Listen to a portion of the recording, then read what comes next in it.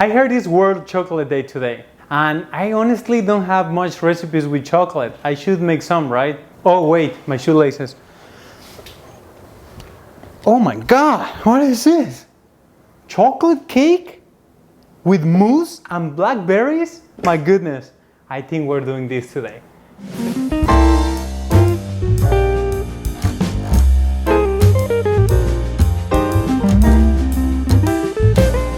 You might notice a little change in the settings, right? That's my kitchen, and I decided today to just change it up a little bit. We're gonna do this cake, and I said, why not? Let me tell you a little bit about this cake. No refined sugar, no refined flours, whole food itself, 80% dark chocolate, and do you want me to tell you the best part of it? It is delicious. The cake is spongy and firm, but it's not dense, and it's layered with the blackberry jam, and all of that is covered in a silky and creamy dark chocolate mousse. And the cake is soaked with a little bit of roasted coffee. Just imagine all of those ingredients working together to make just one, to create a balance in this luxurious chocolate cake. Let's stop talking about it and let's make it. And if you don't know who I am, my name is Lalo. This is the Lalo Lab. I am a vegan chef, and here I share vegan recipes, cooking techniques, and tips to make you a more confident home cook and to elevate your vegan dishes.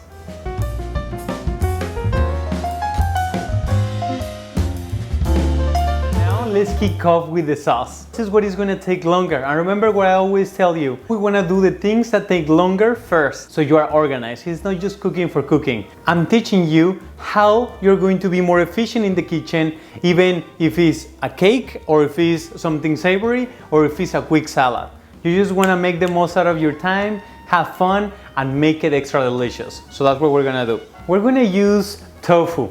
Yes, you're probably used to use nuts, right? For these kind of frostings, or a lot of margarine, like vegan butter. I really don't like the flavor of that. I don't know if that's you, but if it's you, you're going to love this cream.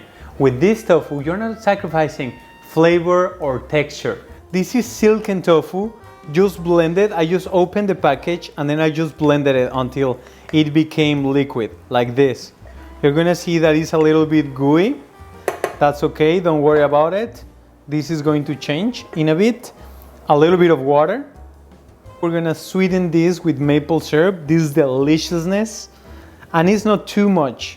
Remember, try to find the balance between sweet things. You don't want to oversweet anything or put a lot of salt on savory food. This is vanilla extract, a pinch of salt, just to potentialize the flavors. We're gonna turn it on medium flame, and then we're gonna start cooking it for about 2 to 4 minutes until it starts getting warm. Okay, so now our mix is warm. We're going to add our chopped chocolate. This is dark chocolate. I prefer to use dark chocolate because of the acidity, you know? I don't like it to be so sweet, but you can use any chocolate that you prefer. I recommend this for this recipe, honestly. If not, this is gonna taste the same. We're going to use agar-agar. This is powder. You can find it very easily in a lot of supermarkets. Whole Foods is one of them. I've seen it there. You wanna mix it really, really well. Don't worry if it's a little bit clumpy, because we're going to anyway blend it before we do anything else at the end. We wanna reach 85 degrees Celsius just to activate the agar-agar, otherwise it's not going to activate. Moving always, because if not, it's going to burn your mix. Look, now we see between 85, 84 and 88. We can lower it down a little bit, and we're just gonna cook for about 2 minutes. So another thermometer that you can use is a candy thermometer. It doesn't have to be this. I happen to have a laser one. It's kind of cool, but it doesn't have to be that one. So now the sauce is being 2 minutes cooking at 85 degrees. This is a immersion blender, but you can do it in a regular blender. This is going to help us to remove all the clumps and to make sure that all the agar-agar is completely integrated into the sauce. We can see that now how smooth it looks. Even has a lot of bubbles like champagne. Okay, now we're gonna let it cool off. We're gonna transfer it into a bowl or a container, and then we're gonna let it set at room temperature for about 3 hours. This is so the agar-agar has time to set firmly and slowly. Okay, so this is one that I made earlier because if not, otherwise it would take the whole day. Blend it until it's smooth. You can use a food processor or you can do it in the blender. I prefer the blender because it's kind of like higher speed, but you can do it in the RoboCup as well. The only thing with the blender is you need to stop and mix, stop and mix. But for me, it's not a big deal. You choose whatever you feel more comfortable doing. Remember the texture that we had before? Look at this now. Look at this creaminess, this thickness. It's just so beautiful and you wouldn't believe the flavor that it has. For this, I really encourage you to buy a really good quality chocolate because it's going to make all the difference.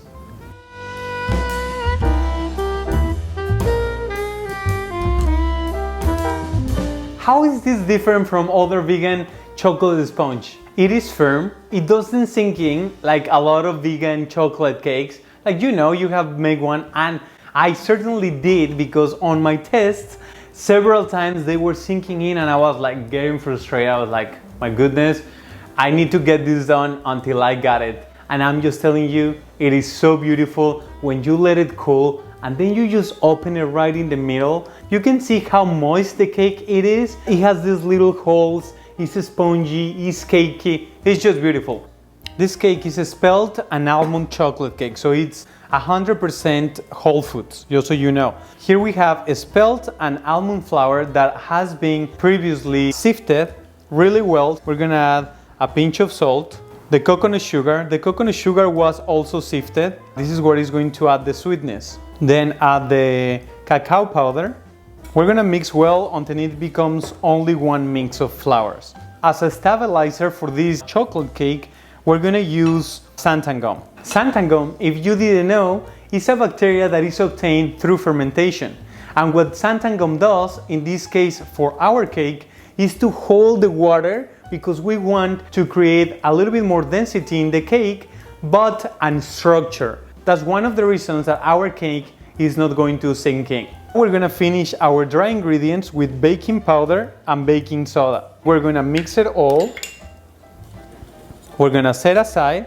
Now we're gonna mix our wet ingredients. Here we have coconut milk. Be sure to use full fat coconut milk. This is going to help to the consistency of the cake, please. And this is plain water. So the only nuts that basically we have here is the almond milk. We just mix together just to make it looser, the coconut milk, to have the same consistency. And then we come back into our mix and then we're gonna put it in. Now we're just going to mix gently. You don't need to go hard, you just want to mix, incorporate all the ingredients together. I prefer to use a whisk instead of a spatula because it gets the job done easily. A spatula, you need to be mixing a lot. After the baking powder and the baking soda gets activated, you don't want to lose those bubbles. Look, if you see, this is the consistency that we're looking for. Then we set it aside and now we go with our mold. I'm going to add a little bit of olive oil. You can use any other kind of oil that you have. This is just to help the parchment paper to stick into the bottom. This mold is supposed to be non-stick, but I don't like to trust them because sometimes they don't really work perfectly. I prefer to be extra cautious, so that's why I cut a circle for the bottom. With the brush that I'm using, I'm just going to put the oil on the walls of the container. I'm just going to do this, and then I'm going to add a little bit of flour. This you can use a spelt, white flour, whatever you have on hand. Put a little bit of flour just in one spot, and then what you're gonna do is just tap and then turn. It doesn't have to be all the way to the top because this cake is not going to rise all the way to the top. It's going to rise until like here. The rest of the flour, you can just save it into a container, and that's it. Pour the butter in there, right in the middle. In this case, I'm using a spatula now because I don't want to lose all the bubbles. And actually, it is very easy to break down all these bubbles with the baking soda and the baking powder. It's not like egg whites, you know, when you make a regular cake, they hold a little bit more because of the protein. Spread it out evenly. This is the size of the cake that I'm doing, but you can double the recipe if you really want like a thicker cake. because we're gonna cut this in half, but I want like really thin pieces of cake. So as you can see here, all these bubbles, all these holes, it is because of the baking soda and the baking powder. The cake just came out and the aroma is just beautiful. It is still a little bit warm. We're gonna open it, but look, it comes out easily thanks to the flour and the mold too. I won't take all the credit. Now we're gonna flip it into your hand and then remove the bottom. And look, there's still a little bit, some steam coming out. We're going to remove the parchment paper, just gently, you know. Oh boy, beautiful. Okay, and now we're gonna put it on a resting rack. Carefully, with a lot of love. It is stable and very firm, don't worry. But you don't wanna be like too rough with it. Tranquilo, relax, with love. We're gonna let it cool and then we open it. And remember that we're doing this cake twice. If you have 2 molds, that's amazing. If you only have one, do one, let it cool off, 30 minutes, take out the mold and then do the other one. Now that it's cool, we're going to cut it right in the middle. I prefer to use a serrated knife. You can use actually a regular knife, but I recommend to use a serrated. The thing is the technique. When you're cutting a cake, you don't want to go like through it, just like this, like if you were cutting a vegetable. You want to go back and forth, back and forth, back and forth, back and forth. Calculate half of it. You can hold the cake like this so it doesn't move, and then you just go. Don't be afraid. The worst thing can happen is one part is thicker than the other one, but it's not a big deal, you know, so don't stress about that. Enjoy it, feel it. Here, remove your fingers from here. You don't want to cut yourself. Just put a little bit of pressure and then slowly. Okay, coming out. And now, gently, but I mean gently, here, open it and look. Look at this beauty. That's what I was talking about. Look, perfect. And look. Okay, so now we're doing a coffee flavor milk. This is going to add a lot of moisture into the cake, but also that bitterness of the coffee. I'm actually not a coffee lover, but for this cake, it's just heavenly. You just bring another layer of flavor. If you're not a fan of the coffee, you can omit it, but instead, even you can add some spices like cardamom or maybe star anise. It's gonna be nice touch. Or if you say like, no, I don't want anything of that, just do the milk with the maple syrup and that's it. Just to add that moisture into the cake. So in a pot, very simple. This is simpler than the simplest thing. Almond milk, maple syrup. Let's say you don't have maple syrup or for any circumstance you don't want to use it, just add coconut sugar. This is medium roasted dark coffee. So if you know a little bit about coffee or you're a coffee lover, you would know that this kind of coffee is a little bit bitter, but it has a good acidity. So we're going to infuse the coffee in here until the milk starts boiling. This is going to take about 3 to 5 minutes. I said I wasn't a fan of coffee, but the smell, it is just heavenly. And actually, probably I'm lying because one of my favorite desserts is tiramisu. And you know tiramisu is the biscuits, like they're soaked in coffee. So maybe I'm lying, but maybe I'm not a coffee drinker. That's what I wanted to say.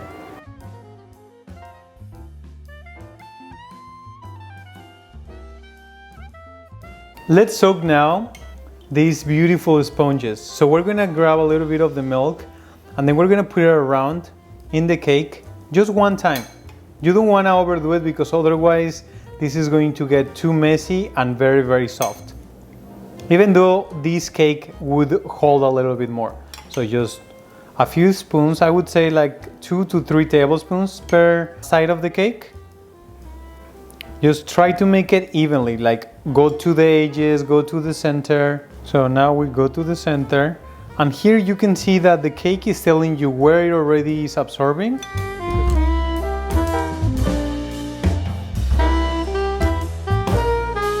Okay, so now we're gonna put together our cake. Let's start with the base. Let's bring it over here. And now we're going to add blackberry jam. Here you can replace this blackberry jam with black currants, probably blueberry is a good choice. I would say any dark berries, would work well, even cherries. So now let's go with the second layer. For this layer, we're gonna use cream. Spread out evenly. Here I'm using an offset spatula. This is just to help me to spread the cream. This doesn't have to be perfect, so it's kind of like the same height. You don't put a lot here and a little bit on the other side. Don't overfill it also, because if you overfill it, then when you put the other one on the top, it's going to collapse. We're gonna press it just so we know that it's level.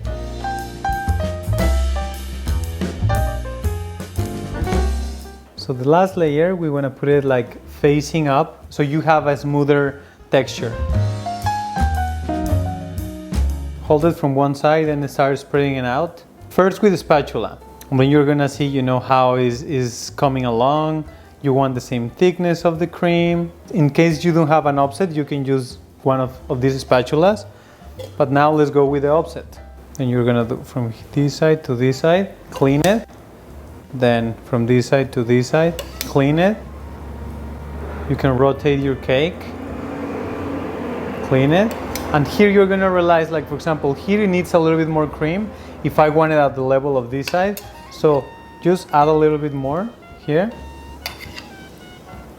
And everything you're gonna do it with the spatula. Clean, and then now it looks more even.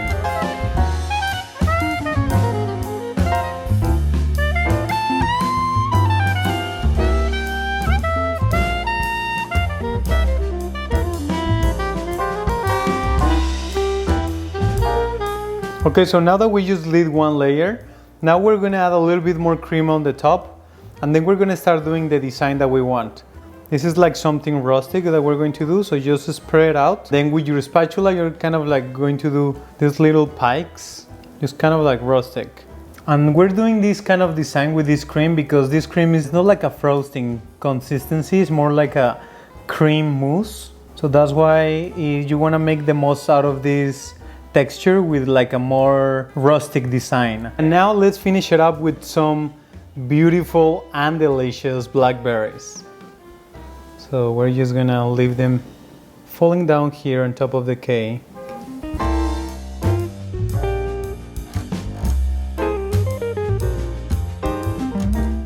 And that's it, guys. In this cake we have so many textures. We have the sponginess of the cake, we have a hint of coffee, we have the freshness of the blackberries, but also the blackberries cooked in the jam and the texture, you know, of the blackberry, because it's not really a puree like other fruits. And on top of that, the silkiness and the smoothiness of the mousse cream. Oh my God. And remember that we use a quality chocolate for this recipe. So we have cacao powder of the best quality, and on top of that, in the mousse, we use 80% dark chocolate. Like just by hearing like 80% dark chocolate, it is just like whole foods, because we're not using anything refined. We're not using either refined sugar, refined flour, anything at all. If that wasn't enough, we added extra protein with the tofu cream. So you can feel sure that as a vegan, you're getting enough protein from this tofu cream and enough protein also from the grain that we use, spelt and almonds. So what else do you want? Honestly, you will make it. And I know that because you are salivating right now. Because I am. Honestly, I just want to grab it and show me some support by liking the video. And if you haven't subscribed, just click that subscribe button and the notification bell so you don't miss out any of my other videos. Remember, every Wednesday I release a new video exchanging some tips and some delicious food, because that is one of my missions, for you to become a better cook, and on top of that, know that cooking should be delicious. Quality food, quality techniques, and you become a better cook. So thank you so much for watching. I love that you are here today and I appreciate your support. Thank you. See you next time.